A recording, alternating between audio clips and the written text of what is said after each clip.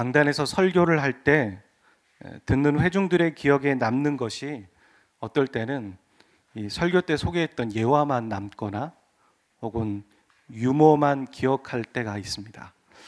우리가 그런 것들을 발견하게 될 때 설교자로서 여러 생각, 만감이 교차합니다. 남아야 하는 것은 하나님의 메시지인데 강단에서 얘기했던 유머만 남게 되는 것이죠. 이렇듯 말라기서 하면은 사람들의 기억에 남는 건 뭘까요? 아마 말라기서 하면은 11조가 기억에 남으실 겁니다. 하지만 말라기서를 통해 우리가 들어야 할 중요한 메시지가 있습니다. 오늘 그것을 전하고 함께 저와 여러분이 은혜 안에 거하기를 원합니다. 말라기서를 보면은 어렵지 않게 발견하게 되는 것이 있는데 이스라엘 백성들이 하나님한테 매우 무례하고 교만한 태도를 보이고 있다는 겁니다. 제가 가지고 왔는데요. 1장 6절, 2장 17절, 3장 8절에 보면 그런 얘기를 하죠. 우리가 어떻게 주의 이름을 멸시했습니까? 우리가 언제 그랬어요? 우리가 어떻게 여호와를 괴롭혀 드렸습니까? 우리가 어떻게 주의 도둑질을 했습니까? 라고 얘기하면서 반문하면서 뭔가 약간 이스라엘 백성들이 하나님의 거만한 태도와 교만한 모습을 보이고 있습니다. 그렇다면 왜 이스라엘 사람들은 하나님에게 이런 태도를 보이고 있을까요? 그 이유를 알고 그것이 우리의 이유가 아닌가 생각해 보려고 합니다. 이 이유를 알기 위해서 말라기의 시대적인 배경이 좀 알 필요가 있습니다. 말라기의 시대적인 배경을 알 수 있는 본문에 몇 가지가 있는데요. 1장 8절에 보면 너희 총독이라는 말이 나옵니다. 이스라엘 역사에서 총독이라는 호칭이 나오고 이 총독이 이스라엘을 다스렸던 때는 여러분 아시는 것처럼 페르시아 때입니다. 페르시아의 이스라엘 백성들이 지배하에 있었을 때였습니다. 그러니까 시기상으로 봤을 때 이스라엘이 멸망하고 이 포로 생활을 하고 있었던 때가 바로 말라기 시대라는 걸 알 수 있죠. 두 번째는 1장 10절에 보면 성전문 그리고 제단에 드리는 본문을 보셔서 아시겠지만 이미 성전에서 하나님께 제사를 드리고 있었다라는 겁니다. 근데 포로 시기에는 그런 적이 없었죠. 그러니까 성전이 있었고 예배가 드렸다라는 것은 바로 포로 이후에 이스라엘 백성들이 성전을 짓고 돌아오는 시기였다는 것이죠. 근데 이 말라기 시대 때 예배를 드렸던 모습들을 보면 매우 형식적이었습니다. 드리는 둥 마는 둥 그런 모습들이 계속 있었던 것이죠. 근데 성전을 완공하고 바로 이런 마음이 사람들 마음에 있었을까요? 그렇지 않았죠. 그러니까 성전을 완공한 후에 한참 이후에 그들이 하나님께 형식적으로 예배드리고 있었다라는 것이죠. 포로였다가 돌아온 이후에 한참 이후에 시기가 바로 말라기 시대라는 것입니다. 포로였다가 돌아온다는 건 어떤 의미일까요? 아마 저와 여러분이 그것을 경험하지 않았기 때문에 머리로만 잠깐 짐작할 뿐일 것입니다. 근데 포로였다가 돌아온다라는 것은 말처럼 그리 단순한 이야기가 아닙니다. 우리는 경험하지 않았지만 이들에게는 생각보다 아주 복잡하고 다양한 상황들이 벌어졌다라는 것이죠. 몇 가지 어려움들이 그들에게 있었는데요. 첫 번째는 그들이 이미 정착해 있는 그 땅에 이스라엘에 정착해 있는 사람들이나 주위에 있는 민족들에게 환영받지 않았다라는 거예요. 환대받지 않고 배척당했다라는 것이죠.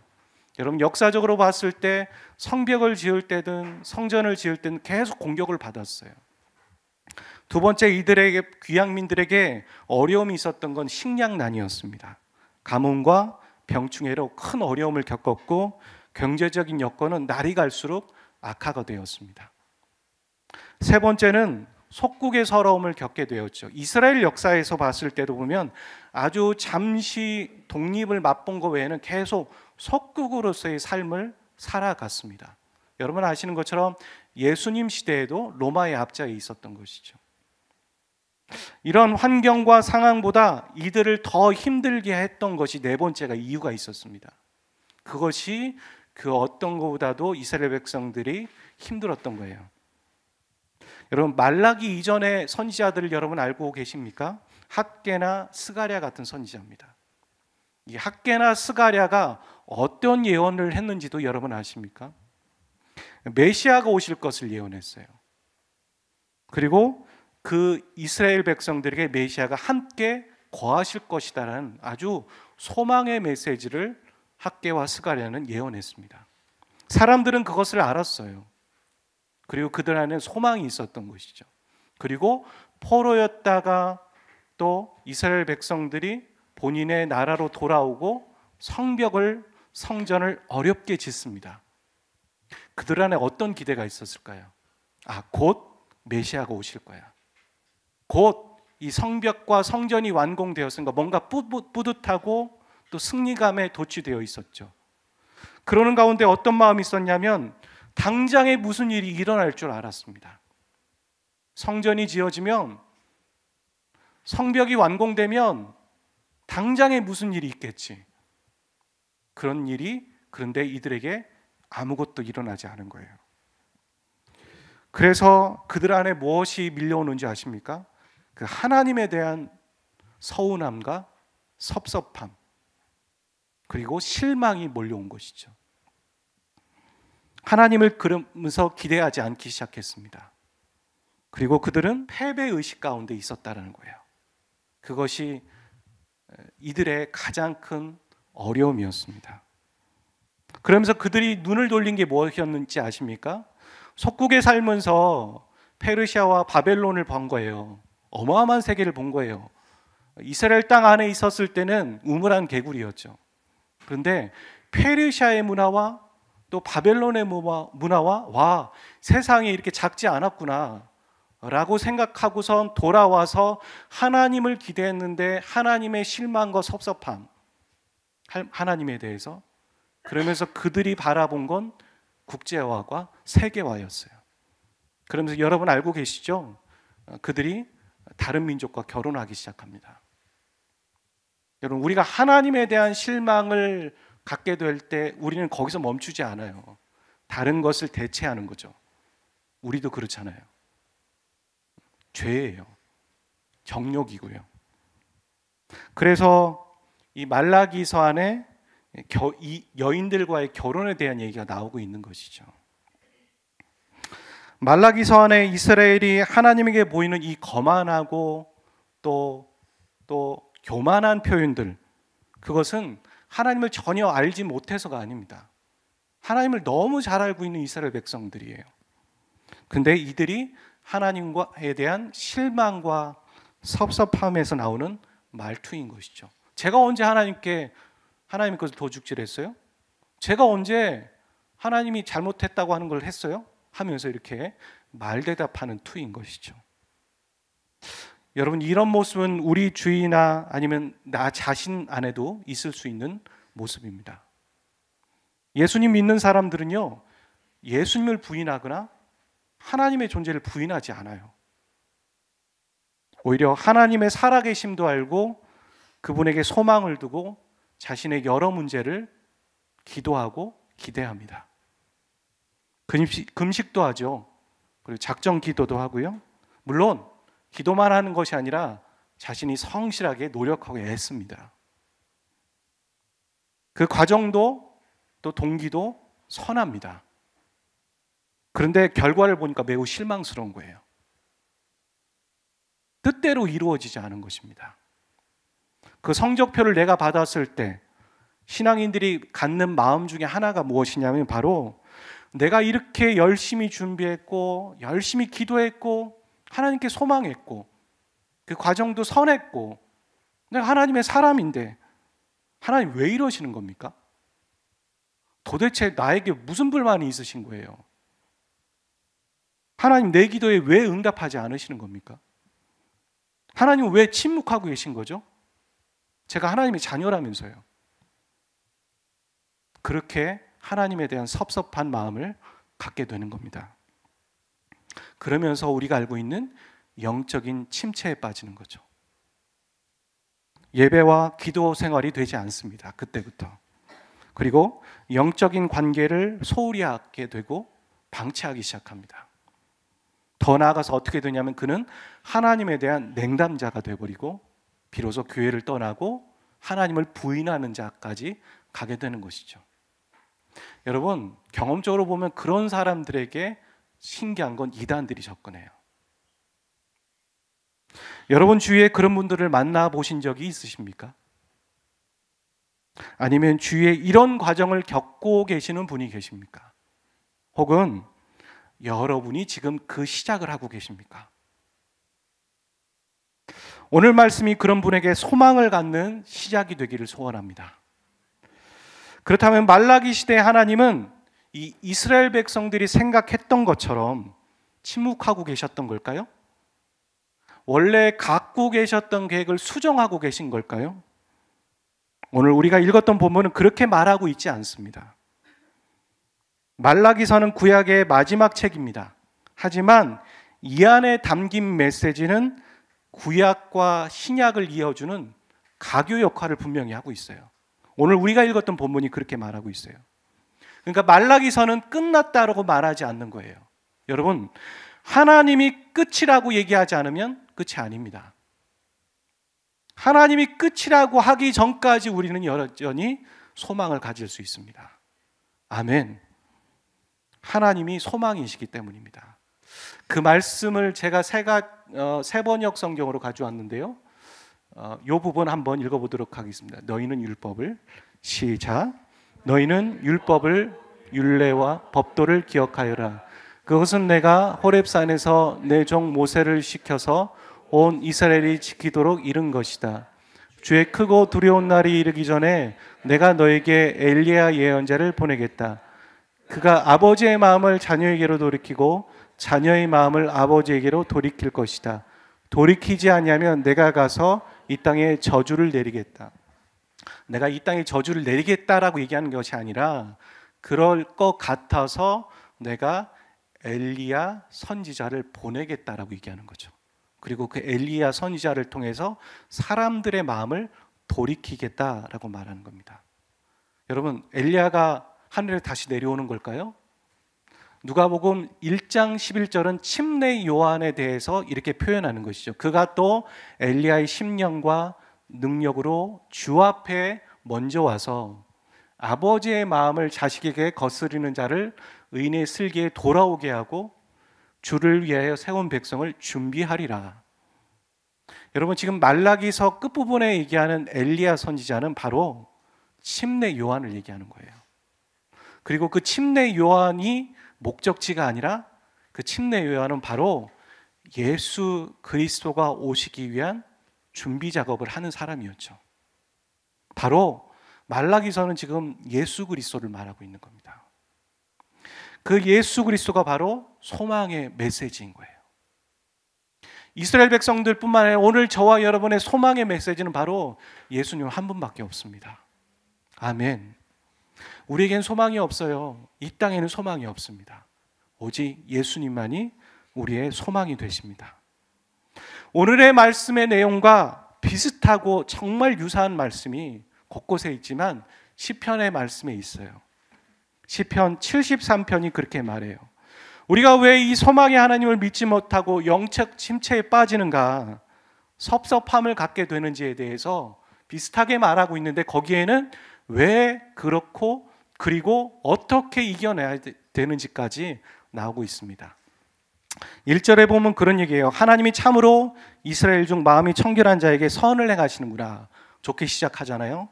근데 3절에 이렇게 얘기합니다. 내가 악인의 형통함을 보고 오만한 자를 질투하였다. 의인보다 악인이 너무 잘 되고 있는 거예요. 그리고 4절에 그들은 죽을 때에도 고통이었고 그 힘이 강건하였다. 그렇죠. 우리 주위에 악인이 더 잘 되는 겁니다. 그리고 5절에 사람들이 당하는 고난이 그들에게는 없고 사람들이 당하는 재앙도 그들에게는 없다. 11절에 말하기를 하나님이 어찌하랴 지존자에게 지식이 있으랴. 여기서부터 바뀌는 겁니다. 의인들이 너무 잘 되는 걸 보니까 하나님에 대한 원망이 나오기 시작하는 거죠. 하나님이 우리를 알겠냐? 그리고 16절부터 한번 읽어보도록 하죠. 16절까지는 똑같은 한탄을 하고 있습니다. 모르겠는 거예요. 하나님의 의도도 모르겠고 하나님이 살아계신지도 모르겠고 그런 겁니다. 그런데 17절 반전이 시작되는 것이죠. 내가 하나님의 성소에 들어갔을 때 그들의 악인들의 종말을 내가 깨달았다. 주님께서 그들을 파멸에 던지신다는 걸 알게 되었다라는 것이죠. 말라기서와 비슷한 상황은 시편의 기자도 겪고 있습니다. 악인이 더 잘되고 의인을 향한 하나님의 뜻은 어디인지 모르겠으며 의인의 마음에는 하나님에 대한 원망이 가슴에 가득 차 있습니다. 그런데 여기서 시편 기자는 하나님의 성소에 들어가서 하나님을 만나고 보니 보이고 깨달아지는 게 있더라는 것입니다. 하나님은 가만히 계시지 않았으며 하나님의 말씀대로 악인은 종말을 향해 가고 있더라는 것이죠. 여기서 성소라 하는 것은 하나님이 계신 곳을 말합니다. 그곳에서 하나님을 만난 겁니다. 하나님이 어떤 것을 만난 것이 아니라 그냥 하나님을 뵌 겁니다. 그리고 그는 바뀌었습니다. 우리는 이런 질문을 할 수 있습니다. 예배 오는데 하나님을 만나러 오는 거 아니겠습니까? 다 만나러 오는 것이죠. 하지만 이사야 1장 11절과 12절은 성소에 들어가지 않는 예배자들을 고발하고 있습니다. 즉 예배에 오는데 하나님은 만나지 않고 갈 수 있다는 겁니다. 얼마든지요. 기도하고 말씀은 읽지만 하나님을 뵙지 않는 것 충분히 가능하더라는 겁니다. 1장 11절에서 12절은 이렇게 말합니다. 같이 읽어보죠. 시작.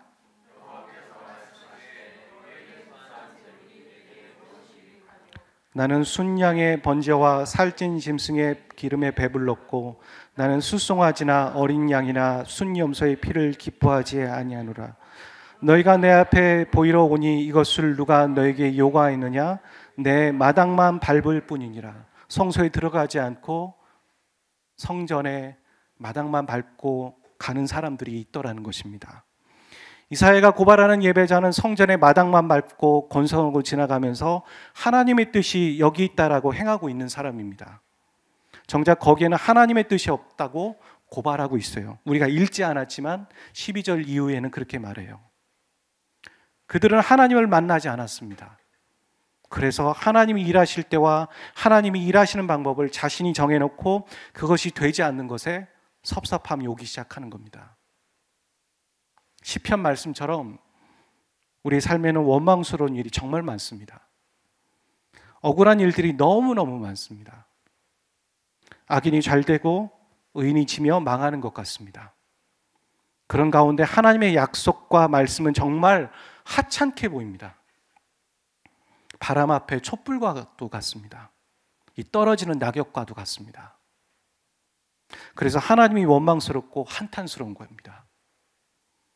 우리가 성소에 들어가 하나님을 뵙고 하나님의 깊은 임재에 들어가야지만 하나님을 만날 때에만 비로소 우리는 영적인 눈이 열리게 되고 하나님의 뜻과 하나님의 계획을 알 수 있는 겁니다. 그 전까지는 원망입니다. 섭섭함입니다. 그러면 우리는 한결 잠잠하게 되고 하나님의 뜻을 기다리며 하나님을 바라볼 수 있는 평정심에 이르게 되는 것이죠. 저도 그런 경험이 있었습니다. 번뇌와 고민과 혼란 가운데 있었을 때 하나님이 저에게 말씀해 주셨어요. 그 말씀 한마디가 모든 걸 잠잠케 하더라고요. 마치 태풍의 눈에 있는 것 같았어요. 여러분, 태풍의 눈 가운데는 평온하고 별을 볼 수 있죠. 하지만 그 눈을 지나면 어마어마한 폭풍이 몰아치는 겁니다. 그 태풍의 중심에서 하나님의 말씀이 떨어지니까 하늘에 별이 보이더라고요. 소망이 생기고 평정심이 생기고 기복쳤던 마음들이 잠잠해지는 것을 경험하게 되었습니다. 여러분, 사람과 친해지려면 시간을 내어서 만나야 합니다. 이건 당연한 이치입니다. 시간을 내어서 그 사람 주변에 서성거리는 것이 아니라 상대방을 만나고 눈을 보고 진심을 나눠야지만 친해지는 겁니다. 이런 것을 한 번 하게 되는 것이 아니라 정기적으로 반복해야 하는 것입니다. 그래야 친해지는 겁니다. 저와 여러분의 문제는 무엇일까요? 우리는 시간을 내어서 하나님 앞에 머물고 그분의 임재 앞에 들어가는 것을 마치 시간 낭비라고 생각합니다. 그렇게 가치 있게 여기지 않습니다. 솔직히 이 세대가 가만히 앉아서 기다리며 생각하는 분위기가 아니에요. 그렇죠? 분위기가 자체가 그래요. 그런데다가 우리의 가치가 거기에 있지 않을 때가 많다는 것이죠.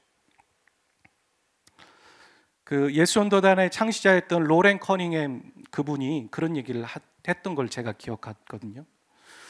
많은 사역자들이, 그러니까 주위에 있는 스태프들이죠, 뭐 사역자들이 기도하는데 자기가 보았을 때 하나님이 한 발자국만 나가면 응답을 주실 걸 아는데 딱 그 전에서 포기한다는 거예요. 그게 너무 안타깝더라는 거예요. 물론 제3자니까 보이긴 했겠지만 조금만 더 기도하면 하나님이 응답하시는 게 저 고지인데 저 9분응선, 8분응선에서 포기하고 멈추더라는 것이죠. 여러분, 하나님의 임재를 경험하는 건 하나님이 임재하실까지 우리가 기다리는 거예요. 근데 우리는 엉덩이가 너무 가벼워서 벌써 일어나는 것이죠. 그러면서 우리는 마치 그 이사야 선지자가 고발했던 예배자들처럼 내가 하나님을 알아, 내가 하나님의 뜻을 알아, 그래서 이것은 하나님의 뜻이야 하고 가는데 마치 그것은 우리가 하나님의 계획과 하나님의 뜻과 하나님의 시기를 우리가 조종하면서 내가 주인인 것처럼 그렇게 살아가고 있는 모습이라는 것이죠. 사랑하는 여러분, 하나님과 만나는 시간의 질을 높이십시오. 하나님과 만나는 시간의 양을 늘리십시오. 하나님의 어떠한 것을 얻기 위해 하나님을 만나지 말고 그 하나님을 만나십시오. 저와 여러분이 매일매일 하는 그 큐티와 기도와 이 주일의 예배가 하나님의 성서요, 하나님의 지성소가 되시기를 주의 이름으로 축복합니다.